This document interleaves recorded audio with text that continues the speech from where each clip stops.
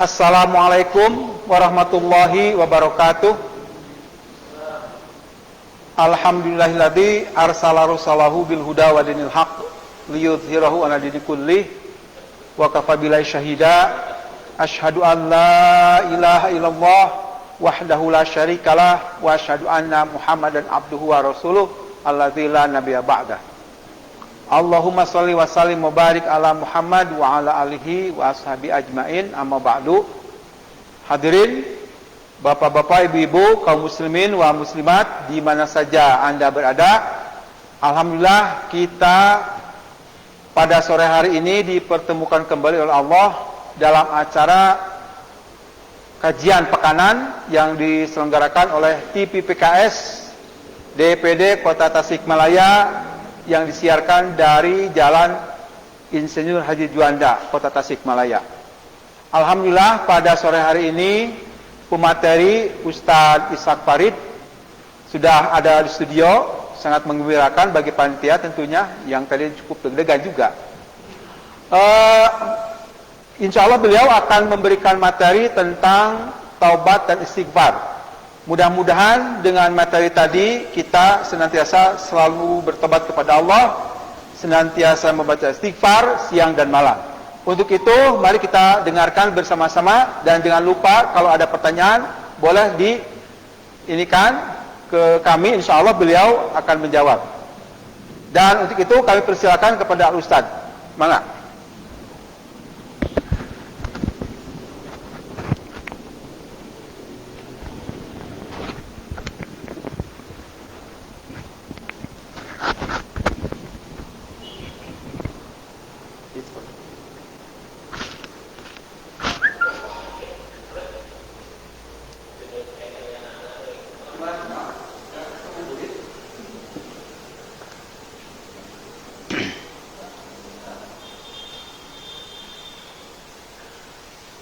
Bismillahirrahmanirrahim. Assalamualaikum warahmatullahi wabarakatuh. Bismillah walhamdulillah, salatu wassalamu ala rasulillah Muhammad ibn Abdillah wa ala alihi wa ashabihi wa man tabi'ahu bi ihsanin ila yaumil qiyamah.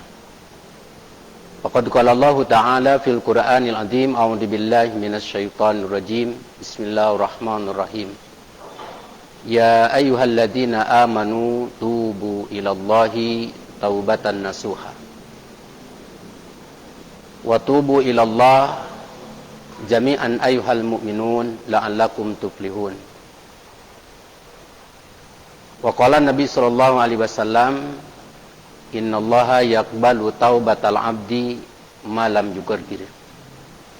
Al hadis amma ba'd. Alhamdulillah wa syukur ala ni'amillah. Kita sepatutnya dan selayaknya memanjatkan puji dan syukur kehadirat Allah Subhanahu wa ta'ala yang telah memberikan karunia dan nikmat kepada kita dalam jumlah yang sangat banyak, sehingga kita tidak mampu menghitung merinci setiap karunia dan nikmat yang diberikan oleh Allah kepada kita.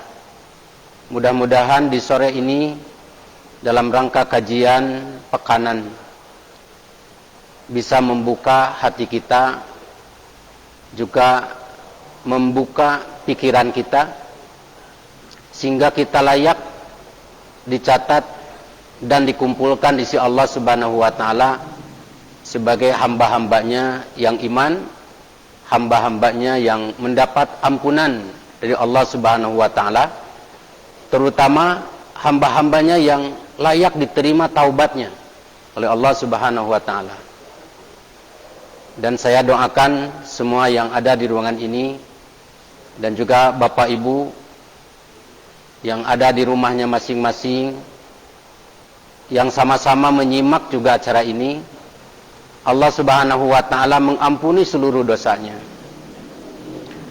dan Allah juga mendengar seluruh doanya dan mengabulkan semua hajatnya. Dan jika kita punya kesulitan, dimudahkan oleh Allah Subhanahu wa ta'ala. Bibarakati Ummul Quran Al-Fatihah. A'udzubillahi minasyaitonir rajim. Bismillahirrahmanirrahim. Alhamdulillahirabbil alamin, arrahmanirrahim, maliki yaumiddin.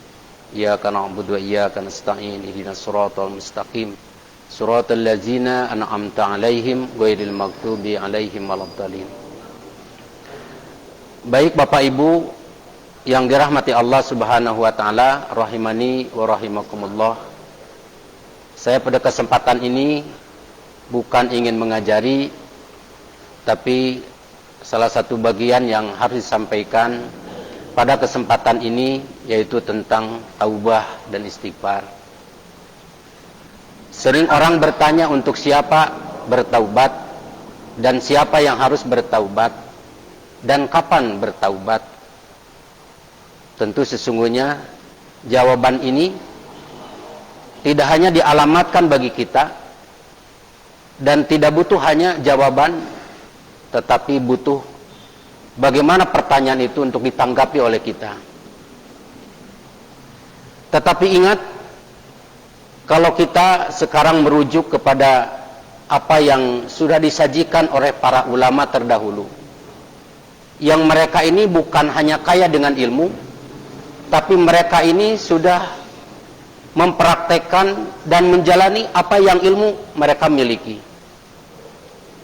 Kata Ibnu Qayyim bahwa taubat ini ibarat terminal yang besar yang akan didatangi semua kendaraan dari semua jenis kendaraan. Ada sepeda semua jenis sepeda, ada motor semua jenis motor, dari mobil semua jenis mobil. Tapi ingat, tidak akan sampai ke terminal ketika tidak ada yang membawanya. Artinya tidak mudah seseorang untuk sampai kepada tingkat taubat. Karena taubat ini sudah ibaratnya sebuah terminal yang besar. Dan bukan hanya kita yang akan masuk di ruangan itu, yang ada di lapangan itu, yang ada di terminal itu, tapi dari berbagai jenis. Kalau masuk ke terminal berbagai jenis kendaraan. Kalau masuk ke terminal taubat adalah berbagai manusia. Bisa laki-laki, bisa perempuan, bisa kaya, bisa miskin, bisa pintar, bisa bodoh. Bisa orang yang memang dia sering beribadah. Atau bisa jadi orang yang jauh dari ibadah. Dan semuanya adalah dituntut untuk bertaubat. Ternyata kalau kita perhatikan bagaimana firman Allah di dalam surah At-Tahrim ayat 8 itu, ternyata yang pertama kali diperintah dan diajak oleh Allah untuk bertaubat bukan siapa-siapa, tapi orang beriman. Ya ayyuhalladzina amanu tubu ilallahi taubatan nasuha. Hai orang yang beriman, bertaubatlah kalian kepada Allah Subhanahu wa taala. Jadi kita ternyata orang yang beriman yang pertama kali disuruh oleh Allah Subhanahu wa taala. Jadi berarti kita masih punya targetan atau langkah yang masih lebih jauh untuk sampai kepada terminal itu. Maka saya dalam kesempatan ini sebelum sampai kepada taubat, maka sedikit kita belajar atau mendapat ibrah dari beberapa ulama. Di antaranya adalah Ibnu Qayyim. Beliau menyebutkan bagaimana tahapan atau jenjang atau tangga untuk sampai seseorang kepada taubat. Maka kata beliau, yang pertama yang harus dimiliki adalah taubat itu adalah sarana atau upaya penyadaran diri dan rasa penyesalan dalam jiwa dari apa yang dilakukan semua ini selama ini sebagai dosa. Nah, kata beliau, tahapan untuk sampai kepada taubat itu adalah yang mesti dilalui oleh semua orang. Dan apa tahapan itu? Yaitu tahapan itu adalah proses atau sarana atau proses penyadaran diri manusia dan rasa penyesalan dari apa yang ia lakukan sebagai dosa. Kenapa? Karena sangat tidak mungkin orang begitu saja bisa bertaubat tanpa ada suatu proses yang dia lakukan, yang dia jalani, yaitu proses penyadaran diri. Salah satu contoh, banyak orang yang sulit untuk berubah dari berbuat maksiat. Kenapa? Karena ia belum sadar dirinya, gitu. Karena belum sadar dirinya. Bahkan saya tadi sore sebelum ke sini, ya, sebelum masuk rumah, ya, lewat ke satu perkampungan, dan di tempat itu ada anak yang sedang menangis. Sehingga dipanggil oleh orang tuanya, ya, kata orang tuanya, jangan menangis, Kumaha jawab si anak? Bari nangis, abdi hoyong repeh cenah gitu. Abdi hoyong repeh cenah. Padahal keur nangis itu gitu. Artinya apa yang dipinta dan dia kerjakan itu tidak sadar. Sebetulnya jangan menangis, tulis jawabannya abdi hoyong repeh padahal keur ceurik. Nah kita pun kadang-kadang terjebak pada situasi, pada kondisi, pada suasana seperti itu. Kita ini sedang ada di lingkaran tobat, tetapi apa yang dituntut oleh tobat itu sangat jauh. Ya. Bahkan kalau kata Rasulullah SAW, al-Islam wadin, wal muslim fi wadin akhor. Jadi jaraknya Islam ada di sudut kanan dan Muslim ada di sebelah kirinya. Jadi sangat jauh gitu antara kemuslimannya dengan realitanya. Maka di sini ada tahapan sebelum sampai kepada taubat itu, tangga yang harus dilalui oleh setiap pribadi, yaitu proses penyadaran diri dan rasa penyesalan dalam jiwa dari apa yang dilakukan. Kenapa? Karena orang tidak mungkin tiba-tiba dia bertobat tanpa adanya proses penyadaran diri, tanpa ada rasa penyesalan. Kenapa kamu tidak melakukan tobat? Ya, karena aku tidak berdosa dan aku tidak merasa berdosa, apalagi muncul adanya penyesalan. Itulah kata Ibnu Qayyim, sebagai tangga, sebagai tahapan yang mesti dilalui bagi orang yang akan masuk ya kepada terminal taubat. Karena taubat itu ibarat terminalnya. Maka kalau orang sudah bertaubat dan taubat diawali dari proses yang tadi, maka kata Rasulullah, at-taibuna minad danbi kaman ladan balah. Orang yang bertaubat dari dosanya, maka kaman ladan balah, seolah-olah dia tidak berdosa. Artinya akan kembali lagi, dia bersih. Ya, tapi kalau diawali dari proses atau tahapan. Kemudian yang kedua yang disampaikan oleh Syekh Ibnu Athaillah. Apa yang disampaikan oleh Syekh Ibnu Athaillah? Tahapan menuju kepada taubat, kata beliau, bahwa taubat itu kembali dari kondisi sebelumnya jauh dari Allah, maka dengan taubat itu menuju kedekatan kepada Allah. Di taubat itu adalah kembali dari kondisi jauh dari Allah dan menuju kedekatan kepada Allah Subhanahu wa taala. Jadi di dalamnya ada tuntutan, ada konsekuensi dari orang yang bertobat itu adalah sebelumnya jauh dari Allah, maka setelah jenjang, tahapan dan tangga yang dia lalui menuju tobat, maka ia dekat kepada Allah Subhanahu wa taala. Kalau tadinya jauh dari majlis taklim, jauh dari Al-Qur'an, jauh dari sholat, jauh dari saum, jauh dari satul umrah. Nah, maka itu adalah salah satu kondisi yang sebelumnya jauh dari Allah, maka menjadi dekat kepada Allah, menuju dekat kepada Allah Subhanahu wa taala. Maka sesungguhnya orang yang bertaubat ini di sisi Allah Subhanahu wa taala adalah orang yang sedang menuju ke jalan surganya Allah Subhanahu wa taala. Ini sangat luar biasa. Itu yang kedua, Bapak Ibu yang dirahmati Allah Subhanahu wa taala.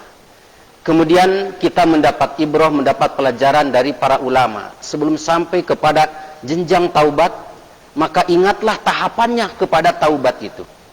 Dan apa taubat itu sebagai tahapannya yang harus dilalui, yang disampaikan oleh Syekh Ibnu Al-Mubarak. Dia dikenal sebagai ahli sufi. Dan apa kata beliau? Yang dimaksud jenjang atau tangga atau tahapan menuju kepada sebuah terminal yang besar, yaitu yang bernama taubat.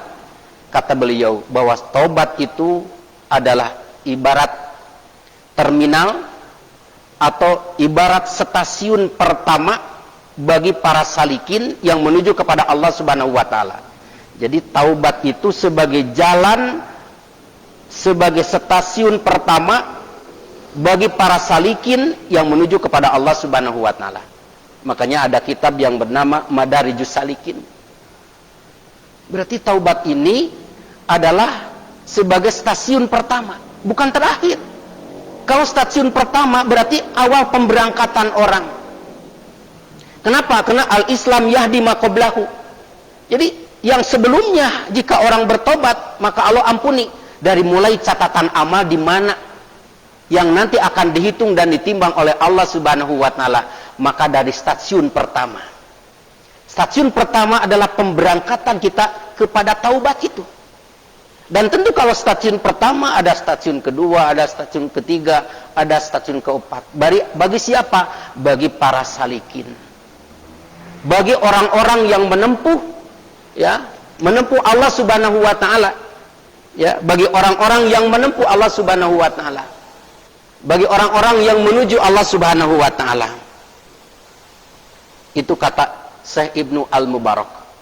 Dan kita mendapat pelajaran yang sangat berharga. Ada satu lagi yang kita diberikan pelajaran juga oleh para ulama. Bagaimana sebelum kita sampai kepada at-taubah itu, maka para ulama ini memberikan beberapa tangganya, beberapa tahapannya, agar orang ini bisa memahami, ya, kepada tahapan-tahapan sebelum sampai kepada taubat itu.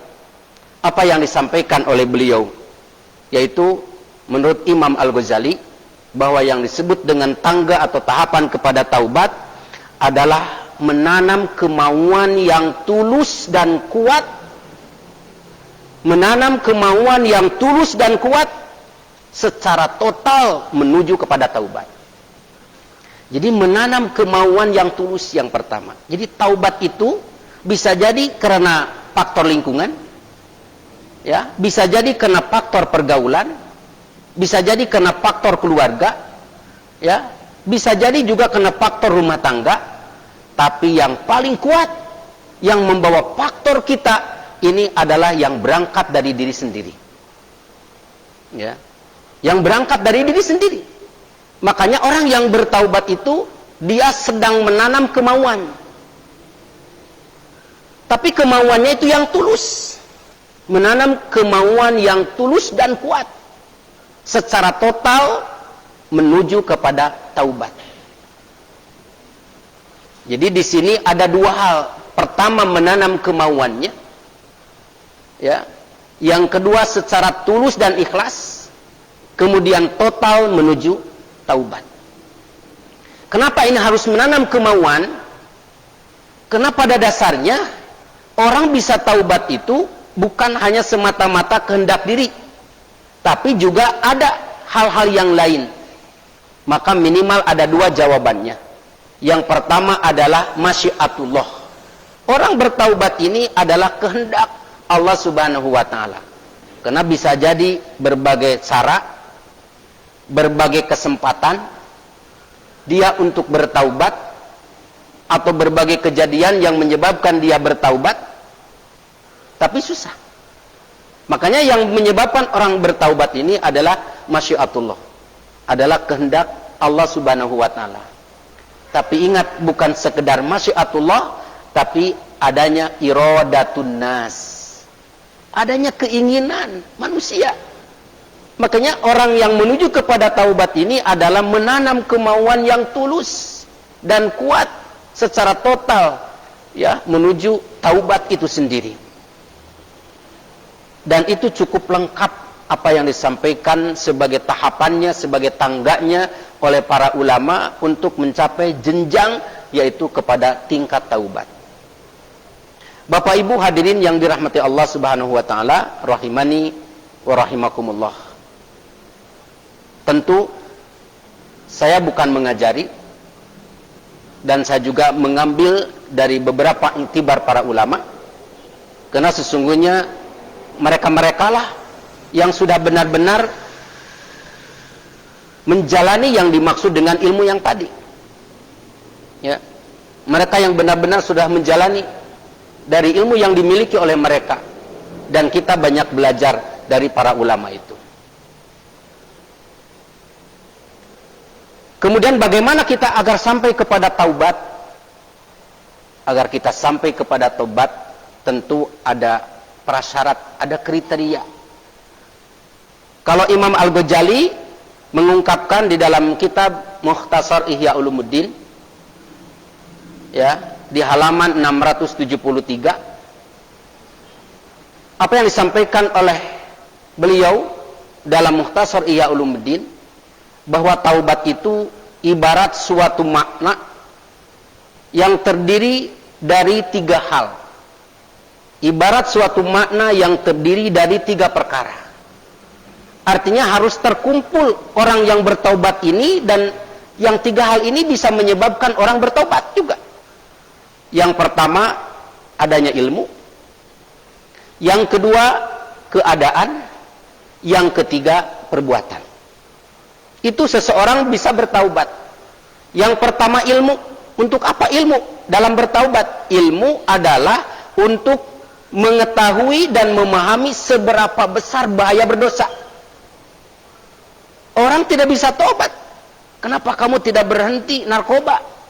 Karena yang dirasakan narkoba bukan bahaya, justru untung dapat uang. Ya, bisa jadi seperti itu. Kenapa kamu maling misalkan itu? Karena yang dirasakan untungnya gitu. Ya. Dan dia sudah belum jauh berpikir tentang akhirat. Belum berpikir ke sana. Nah, maka bisa jadi pintu masuk untuk bertaubat adalah ilmu.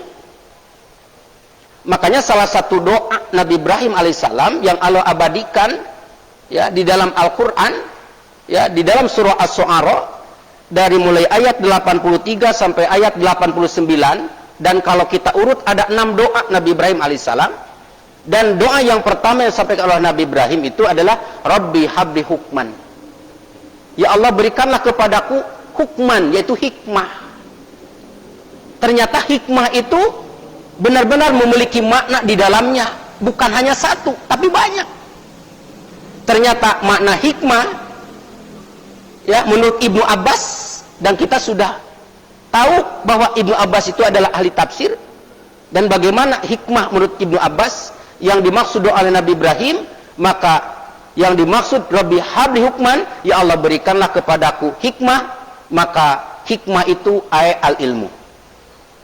Ya Allah berikanlah kepadaku ilmu.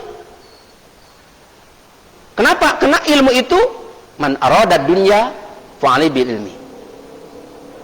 Wa man arada al-akhirah fa'ali bil ilmi. Wa man aradahuma fa'ali bil ilmi. Jadi orang yang ingin sukses tercapai target dunia, ilmu. Orang yang ingin sukses tercapai target akhirat juga dengan ilmu. Orang yang ingin sukses tercapai target kedua-duanya, dunia dan akhirat, juga adalah ilmu. Maka kita bisa membandingkan bagaimana orang yang cukup ilmunya dengan orang yang tidak cukup ilmunya.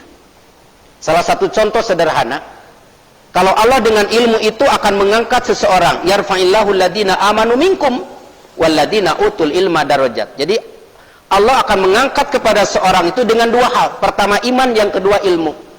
Salah satu contoh, orang iman tapi tidak punya ilmu, maka dibatasilah ruang lingkupnya. Ya, kenapa? Karena yang bisa dia meluas itu karena ilmu. Kalau ilmu yang dimiliki misalkan oleh Habibie, dan Habibie diberi misalkan besi, tentu besi yang tadi kena kemampuan Habibie itu memiliki ilmu yang sangat luas, maka dia berpikirnya yang lain. Salah satu contoh misalkan kapal. Tapi ketika bahan yang sama diberikan ke orang Cineam, maaf ya, bahannya sama tapi kapasitas ilmu yang berbeda, wawasan ilmunya yang kurang, kemampuan untuk memodifikasinya juga terbatas. Yang ada di pikirannya jadi apa kira-kiranya? Jadi etem, jadi pacul, jadi parang, jadi lencog. Hanya beda jenis saja, tapi tidak bisa menjual harga yang signifikan. Dari mana itu? Dari ilmu. Makanya Rabbi habli hukman, ya Allah berikanlah kepadaku hikmah, al ilmu, yaitu ilmu. Makanya yang pertama, prasyarat untuk sampai kepada taubah ini, kata Imam Al-Ghazali, adalah makna yang pertama yang harus ada, yaitu ilmu. Dan ilmu adalah untuk mengetahui, memahami seberapa besar bahaya dari dosa. Artinya orang akan bertaubat ketika ia memahami bahwa itu adalah bahaya. Kalau orang tidak memahami bahwa itu bahaya, dia akan tenang-tenang saja. Ya, akan tenang-tenang saja. Kenapa? Karena ia tidak memahami ilmunya, dia tidak tahu ilmunya. Tapi kalau ia sudah tahu ilmunya, dia akan takut. Dan setelah takut dia menyesal, karena dia sudah melakukan, dan setelah menyesal dia taubah. Karena taubat itu sebagai tahapannya adalah an-nadamu wa taubah. Jadi penyesalan itu adalah sebagai tangga, sebagai tahapan yang menuju kepada taubat. Kalau orang tidak bahaya, tidak akan keluar dari lingkaran itu. Ya, tidak akan keluar dari lingkaran itu. Kalau orang meninggalkan sholat misalkan gitu ya, orang meninggalkan sholat, ternyata orang yang tidak sholat juga kaya, apa bahayanya? Nah, kenapa? Karena dia tidak tahu ilmunya. Kalau tahu ilmunya bahwa bagi orang yang meninggalkan sholat, ya, dan bahayanya luar biasa, maka dia akan meninggalkannya. Hal yang tadi, maka dia akan melakukan sholat. Man taraka sholata amidan faqad kafara. Siapa orang yang sengaja meninggalkan sholat, maka sungguh benar-benar sudah ingkar pada Allah, sudah kafir pada Allah Subhanahu wa ta'ala. Ini ternyata luar biasa. Itu yang pertama adalah ilmu. Jadi ternyata ilmu bisa memudahkan yang sulit, bisa mendekatkan yang jauh, bisa meringankan yang berat, ya, dan bisa mendekatkan yang jauh itu. Itu karena ilmu, sangat luar biasa dengan ilmu. Makanya Islam juga dibawa oleh Rasulullah SAW itu dengan ilmu. Maka disebut al-Islam huwa dinul ilmi. Islam adalah dinul ilmi, din ilmu. Artinya Islam tidak disebarkan dengan dasar paksaan, intimidasi, tapi dengan ilmu. Bil hikmah wal mau'izatil hasanah. Itu, dan di dalamnya adalah ilmu. Itu yang pertama. Yang kedua, perangkat yang kedua yang mesti ada, dan ini sebagai tahapan untuk ketaubat itu, kata Imam Al-Ghazali, keadaan. Apa yang dimaksud dengan keadaan? Keadaan itu adalah kondisi yang mendorong seseorang bisa baik dan buruk. Contoh, seseorang dalam kondisi miskin, bisa jadi kemiskinan ini menjadi baik sehingga dia beribadah kepada Allah Subhanahu wa ta'ala, tapi dengan kemiskinan itu bisa buruk dan ia berbuat maksiat kepada Allah. Jadi kondisi itu bisa mendorong seseorang baik dan buruk. Kalau baik maka ia menjadi taubat, kalau buruk ia berbuat dosa. Ya, kita bisa melihat bagaimana keadaan seseorang yang berbuat dosa, atau seseorang yang bisa dia taat kepada Allah Subhanahu wa ta'ala. Misalkan kita testimoni dan bertanya kepada seorang yang hijrah, atau seseorang yang tadinya jauh dari Allah kemudian ia sholat, ia taat beribadah. Kenapa? Karena yang menyebabkan itu adalah kondisinya. Ya, saya karena sakit-sakitan, ya, terus bertahun-tahun sakit, ternyata dengan sakit ini ada hikmahnya menyebabkan saya seperti ini. Dan saya sebelumnya justru dikala saya sehat, saya kuat, fasilitas banyak, saya jauh dari Allah, tapi setelah kondisi seperti ini, alhamdulillah saya bisa bertaubat pada Allah Subhanahu wa ta'ala. Jadi ada keadaan itu mendorong seseorang menjadi baik, dan keadaan itu bisa menyebabkan seorang menjadi buruk. Nah, itu yang kedua. Yang ketiga, perbuatan. Perbuatan itu suatu pekerjaan yang sudah dia sadari bahwa itu sebagai dosa. Jadi perbuatan itu suatu pekerjaan yang ia sudah akui sebagai dosa kepada Allah Subhanahu wa ta'ala, sehingga menyebabkan dia an-nadamah, dia menyesal. Dan setelah menyesal ia mengakui kesalahannya, sehingga setelah itu pada ujungnya ia bertaubat kepada Allah Subhanahu wa ta'ala. Itulah yang bisa menyebabkan seseorang bertaubat kepada Allah Subhanahu wa ta'ala. Jadi Bapak Ibu yang dirahmati Allah Subhanahu wa ta'ala, Allah Subhanahu wa ta'ala membuka ruang seluas-luasnya bagi siapapun. Kenapa? Karena taubat itu bukan hanya bagi orang yang senantiasa ibadah, tapi bagi semua orang, ya, dan ditampung oleh Allah Subhanahu wa ta'ala untuk senantiasa bertaubat. Itu kata Imam Al-Ghazali, bahwa taubat ini terdiri dari 3 hal ini. Ada ilmu, ada keadaan dan ada perbuatan. Itulah yang bisa menyebabkan seseorang bertaubat kepada Allah Subhanahu wa taala. Bapak Ibu yang dirahmati Allah Subhanahu wa taala, rahimani wa rahimakumullah. Untuk selanjutnya kita mendapat pelajaran yang sangat berharga juga, ya. Dari para ulama, bagaimana kalau tadi yang disampaikan oleh Imam Al-Ghazali, kemudian Imam Al-Mubarak menyebutkan tahapan yang harus dilalui bagi seorang yang bertaubat. Taubat itu adalah ar-ruju minad danbi. Taubat itu adalah kembali dari dosa dan maksiat. Berarti orang yang bertaubat adalah orang yang kembali dari keadaan sebelumnya, ya, dari kebiasaan sebelumnya. Jadi at-taubatu ar-ruju minad danbi. Jadi taubat ini adalah kembali dari dosa dan maksiat. Pertanyaannya, apakah mudah kita kembali? Bahkan sering orang mengatakan, saya tidak bisa kembali. Nah, orang tidak bisa kembali ini bisa jadi penyebabnya beberapa faktor. Pertama, bisa jadi tidak tahu jalannya, atau belum tahu jalannya, atau tidak ada yang memberitahu jalannya, maka ia tidak kembali. Nah, kita bertaubat juga bisa jadi orang yang taubat memisahkan nanti urusan 60 ke atas. Kamu sekarang sudah sakit-sakitan, segera bertaubat. Sementara kami masih usianya 17 tahun, tidak usah taubat. Bukan seperti itu.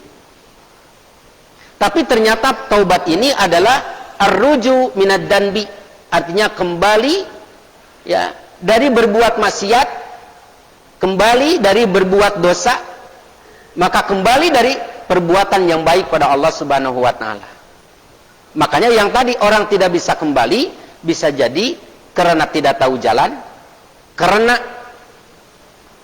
tidak ada yang memberitahu jalannya. Maka sesungguhnya siapa yang membimbing kita, yang menggandeng tangan kita, yang mendorong kita, bukan hanya diri kita, bisa jadi ada orang lain, bisa jadi karena kejadian kondisi yang menimpa kita sehingga menyebabkan kita bertaubat, karena kita mengingat dan merekap semua kejadian sebelumnya, dan itu teringat ketika kita sakit. Dan bisa jadi terjadi bagi siapapun. Tapi ada orang yang berbagai kejadian itu luar biasa, tapi ia tidak menyebabkan bertaubat atau kembali kepada Allah, padahal kesalahannya sudah diulang-ulang oleh Allah Subhanahu wa taala. Dan siapa sesungguhnya yang mengingatkan kita, yang menggandeng tangan kita, yang mendorong kita setiap saat, itu adalah Allah Subhanahu wa taala. Itu adalah Allah Subhanahu wa taala. Jadi hakikatnya yang meringankan kaki kita, yang memudahkan lisan kita, yang melihatkan mata kita dan meringankan beban kita, itu bukan siapa-siapa, itu adalah Allah Subhanahu wa taala. Maka semuanya akan kembali kepada Allah. Maka kata Allah dalam Al-Qur'an surah Thaha, tubu ilallahi ayuhal mu'minun jami'an ayuhal mu'minun la'alakum tuflihun. Bertaubatlah kalian kepada Allah, wahai orang-orang mukmin, agar kalian beruntung. Jadi Allah sudah memberikan di ujung ayat ini, ya, bagi orang yang bertaubat ini akan disediakan oleh Allah keberuntungan yang luar biasa, ya, bagi orang yang bertaubat kepada Allah Subhanahu wa taala. Itu yang pertama. Yang kedua, kata Ibnu Mubarak, bahwa taubat itu adalah taba ilallah. Orang yang bertaubat kepada Allah adalah tubu tauban wa taubatan wa mataban, ay bimana ataba ilallah. Jadi orang yang bertaubat itu adalah orang yang waraja'a minal maksiati ilallah. Jadi orang yang tubu tauban wa taubatan wa mataban, ay arruju minal maksiati ila ta'ah. Jadi orang yang dia meninggalkan maksiat dan menuju kepada taat kepada Allah Subhanahu wa taala. Allah tidak menilai, ya, apakah dia melakukan hal yang besar, tidak. Ya. Makanya kalau kita sudah MOU dengan Allah sangat mudah. Dan kapan diberi waktu kita untuk bertaubat? Nah, ini masalahnya, kita tidak tahu waktu untuk bertaubat. Cuma dalam hadis disebutkan oleh Rasulullah SAW, innallaha yaqbalu taubatal abdi malam yughargir. Allah masih memberi ruang menerima taubat seorang hamba sebelum napas itu sampai ke tenggorokan. Kapan sampai ke tenggorokan? Kita tidak tahu. Karena napas ini bukan milik kita, napas ini bukan milik orang tua. Napas ini bukan milik RT dan RW, tapi napas ini yang Allah titipkan adalah milik Allah Subhanahu wa Ta'ala, dan kapan saja Allah ambil. Dan ketika Allah mengambil napas itu, nah kita belum bertaubat, maka hanya Allah memberikan jeda malam yughargir sebelum kalian napas itu masuk ke tenggorokan. Dan kita tidak tahu kapan masuk ke tenggorokan ini. Kalaulah kita manusia diponis hukum mati umpamanya, dan sekarang bulan September diberi ponis hukum mati bulan Desember, ternyata masih ada jeda waktu September, Oktober, November, Desember. Kalau hitungan itu masih ada jeda 4 bulan sampai ke Desember itu, sampai ke eksekusi. Tapi kira-kiranya kalau sudah ada ponis hukum mati pada bulan Desember dan sekarang kita ada di bulan September, apa yang bisa memberikan kenyamanan kepada diri kita? Apakah tidur masih nyenyak? Apakah makan masih nikmat? Apakah kita masih bisa berjalan-jalan? Apakah kita masih bisa berketawa? Walau alam bisawab. Padahal Allah Subhanahu wa Ta'ala sebetulnya lebih daripada apa yang diberikan tangguhan oleh manusia yang tadi. Kenapa? Karena yang namanya kematian itu, Bapak Ibu yang dirahmati Allah, rahimani wa rahimakumullah, bahwa kematian itu adalah datangnya tiba-tiba. Al-mautu baghtatan. Mati itu datangnya tiba-tiba. Maka innallaha la yaqbalu taubatal abdi malam yughargir. Allah akan selalu bersedia menerima taubatnya seorang hamba sebelum sampai napasnya itu di tenggorokan. Ingat kita ketika Fir'aun melintasi lautan, apa yang disampaikan? Aman Nabi Bani Israel. Aku pun iman apa yang diimani oleh Bani Israel. Tapi sayangnya itu adalah sudah masuk ke tenggorokan. Bukan saatnya itu untuk bertaubat. Nah, inilah apa yang disampaikan. Jadi taubat ini adalah taba ilallah yatubu wa tauban wa taubatan wa mataban, bimakna ataba ay arruju minal maksiati ila ta'ah. Jadi kita dari maksiat menuju kepada taat kepada Allah Subhanahu wa Ta'ala. Ada lagi Bapak Ibu yang dirahmati Allah Subhanahu wa Ta'ala, rahimani wa rahimakumullah, yang ketiga, kata Ibnu Mubarak, yang dimaksud dengan taubat ini adalah at-taubatu al-i'tiraf. At-taubatu al-i'tiraf. Taubat ini adalah mengakui.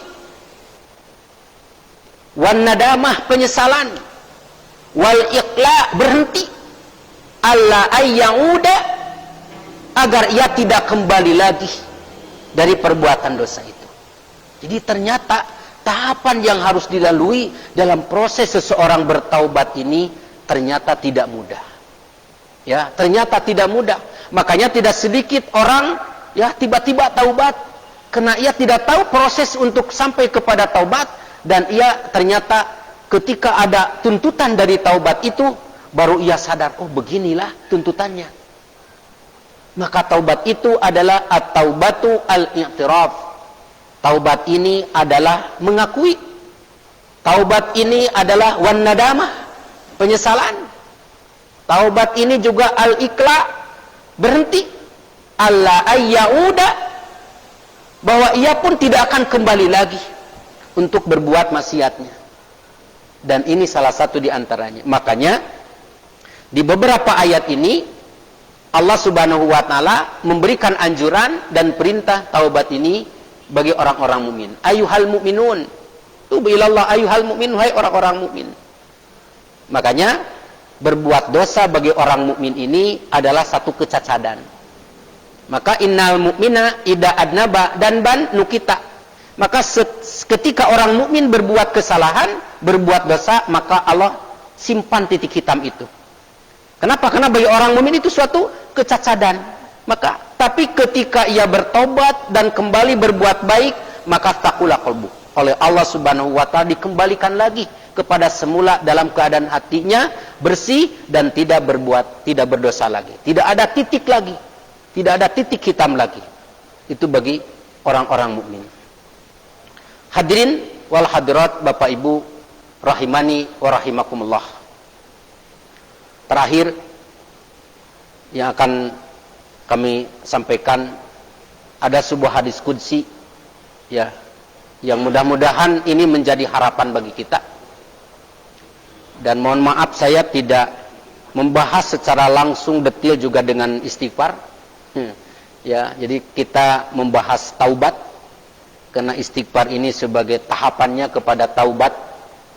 Nah, yang jelas kata Rasulullah SAW, likulli da'in dawaun wa dawa'ud dunub al istighfar.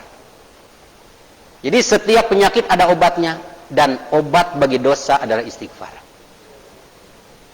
Dan obat bagi yang berdosa adalah istighfar. Maka kata Allah Subhanahu wa taala dalam firman-Nya dalam Al-Qur'an, innallaha yuhibbut tawwabina wa yuhibbul mutatahhirin. Jadi Allah mencintai orang-orang yang taubat.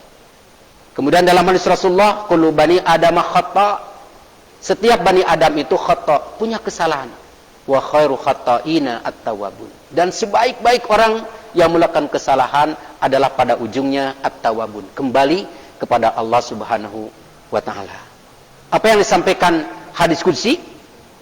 Hadis qudsi ini yang disampaikan Al-Anas bin Malik.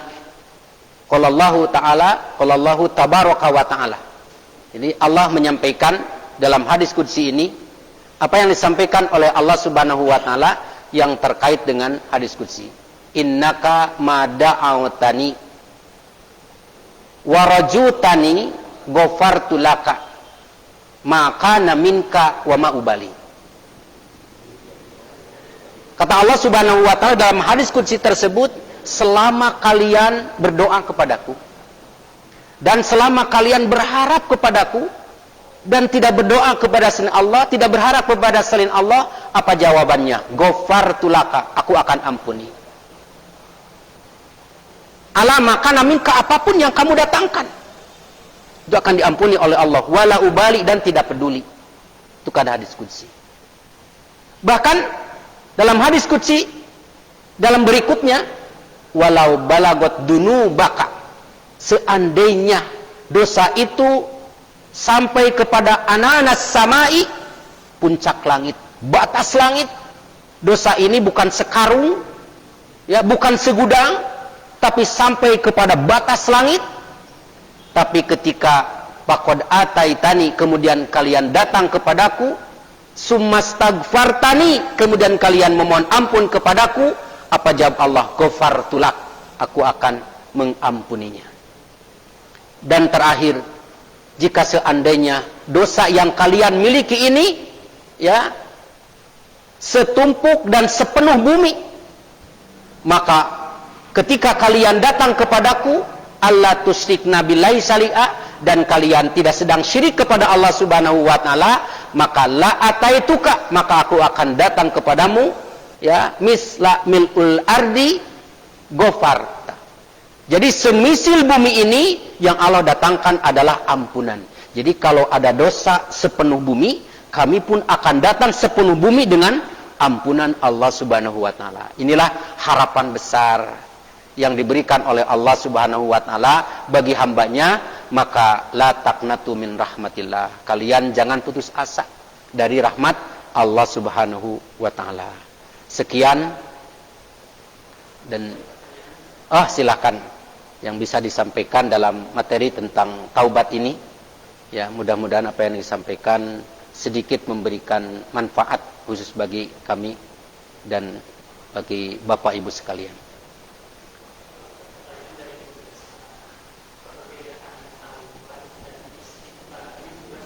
Ya, alhamdulillah sedikit ada pertanyaan, mudah-mudahan berbagi saja ini, tidak mesti ini jawabannya, ya, karena Bapak Ibu juga punya jawaban. Apa bedanya istighfar dengan taubat? Kalau taubat itu, kalau istighfar itu ibaratnya kalau orang mau nikah itu salah satu tahapannya adalah hitbah. Mesti sebelum pernikahan ada hitbah, melamar dulu. Ya. Maka Rasulullah SAW itu dalam hadis riwayat Tirmidzi menyampaikan, ya ayuhan nas tubu ilallahi wa inni atubu ilallah fi kulli yaumin mi'ata marrah. Tapi yang disebut dengan taubat itu, yang mi'ata marrah 100 kali itu Rasulullah adalah istighfar. Berarti bahwa kata Rasulullah SAW, ya ayuhan nas tubu ilallah, wahai sekalian manusia, bertobatlah kalian kepada Allah Subhanahu wa taala. Kenapa? Fa inni atubu ilallah fi kulli yaumin mi'ata marrah. Karena aku juga bertaubat kepada Allah dalam setiap harinya adalah mi'ata marrah. Apa yang dilakukan taubat Rasulullah dalam makna hadis itu adalah Rasul beristighfar. Jadi istighfarnya Rasulullah SAW itu 100 kali. Nah, sebagian hadis itu maknanya atau kalimatnya sab'a marrah. Artinya 70 kali. Rasulullah SAW beristighfar. Artinya bertaubat kepada Allah Subhanahu wa taala. Artinya bahwa istighfar ini adalah sebuah tahapan yang tidak bisa terpisah dari taubat. Ya, yang tidak bisa dipisahkan dari taubat. Makanya ketika orang bertaubat, mesti di dalamnya ada istighfar.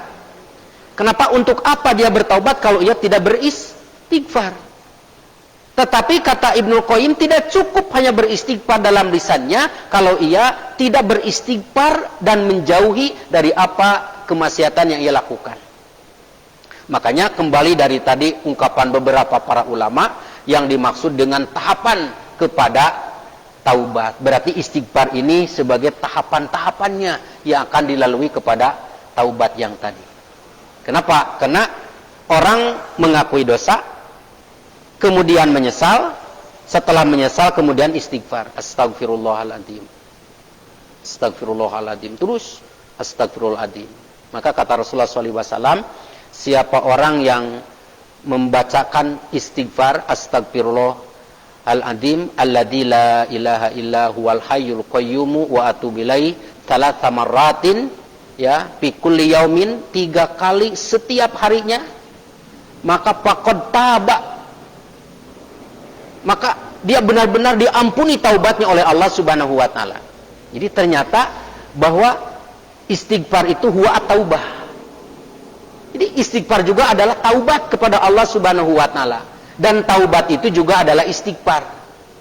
Dan taubat adalah prakteknya, sehingga taubat itu proses kembalinya. Nah, istighfar adalah sesuatu yang sampai kepada taubat, perjalanan yang harus ditempuhnya. Itu mungkin yang bisa sedikit saya sampaikan. Silakan ya.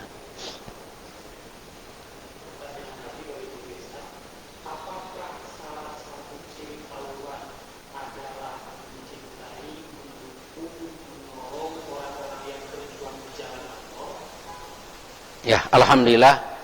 Di sini tadi sudah disampaikan bahwa ciri-ciri orang yang bertaubat atau tahapan kepada taubat, taubat itu adalah kembali dari kondisi jauh dari Allah menjadi dekat kepada Allah. Tadi sudah disampaikan. Nah, bagaimana, apakah mencintai, mendukung, menolong itu bagian dari taubat? Itu adalah salah satu bagian dari taubat. Kalau sebelumnya dia ya mangsa bodoh, ya, dia tidak peduli dengan orang lain. Kenapa? Innamal mu'minuna ikhwatun fa aslihu baina akhwaikum. Kemudian di ayat lain, ta'awanu 'alal birri wat taqwa wa la ta'awanu 'alal ismi wal udwan. Jadi antara mukmin dengan mukmin itu diperintah oleh Allah saling tolong menolong kamu, saling bantu membantu kamu, saling dukung mendukung kamu. Dalam hal apa? 2 hal. Alal, jangan saling tolong menolong, jangan saling bela membela, alal ismi wal udwan, dalam hal berbuat dosa. Jadi dalam hal albiru wa taqwa harus saling tolong menolong, dan 2 hal lagi, jangan saling tolong menolong dan bantu membantu dalam perbuatan ismun, dalam perbuatan permusuhan dan dosa. Makanya kalau tadi ada pertanyaan apakah saling menolong, saling membantu, saling mendukung itu sesungguhnya bagian dari taubat. Kalaulah sebelumnya itu belum seperti itu, maka makna taubat itu adalah ar-ruju, kembali. Artinya kembali dari kondisi jauh dari Allah menjadi dekat kepada Allah Subhanahu wa taala. Karena diperintah oleh Allah Subhanahu wa taala, ta'awanu 'alal birri wat taqwa, wala ta'awanu 'alal ismi wal udwan. Terima kasih. Ya, alhamdulillah dari awal sampai akhir mohon maaf bila ada kalimat atau apa yang disampaikan dalam kesempatan ini ada yang kurang berkenan atau kurang tepat. Itu adalah semata-mata dari kesalahan dan kebodohan saya. Jika ada yang benar, itu semuanya adalah dari Allah Subhanahu wa taala. Semoga kita semua diberi kekuatan dan kemampuan oleh Allah untuk senantiasa kita menuju kepada at-taubatu ilallah, taubat kepada Allah Subhanahu wa taala. Sekian dan demikian yang disampaikan. Wallahul muwaffiq ila aqwamit thoriq. Nasrun minallah fatun qarib. Assalamualaikum warahmatullahi wabarakatuh. Waalaikumsalam warahmatullahi wabarakatuh.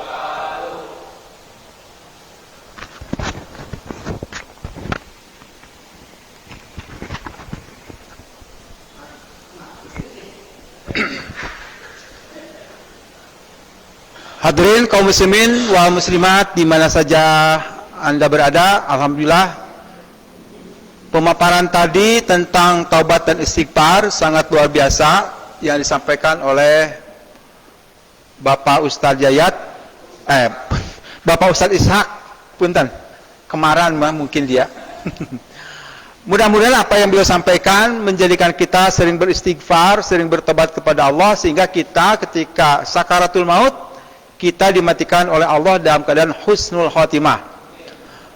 Itu saja yang bisa saya sampaikan dalam kajian pekan ini, dan kita bisa kembali bertemu di hari Kamis sore pekan depan. Dan kita tutup dengan doa Rabbana hab lana min azwajina wa dzurriyyatina qurrata a'yun waj'alna lil muttaqina imama. Rabbana atina fid dunya hasanah fil akhirati hasanah wa qina adzabannar. Wassalamualaikum warahmatullahi wabarakatuh.